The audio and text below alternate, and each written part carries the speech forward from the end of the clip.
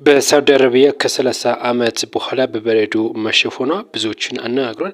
ባለፉት አስርት ዓመታት ውስጥ ለመጀመሪያ ጊዜ በርካታ የሳውዲ አረቢያ ግዛቶች በበረዶ መሸፈናቸው ብዙዎችን አነጋግሯል። በበረሃነት የምትታወቀው እንግዲህ ሳውዲ ተራሮች ከፍተኛ የሆነ በረሃማ እንደሆኑ ይታወቃል። በዚህም እንግዲህ አሁን ከ30 ዓመት በኋላ እነዚህ ተራሮች በበረዶ ተሸፍኗል የተባለው ቅዝቃዜውም ከዜሮ በታች ወርዷል የተባለው እንግዲህ በበረዶ በመሸፈኑ ምክንያት ማለት ነው።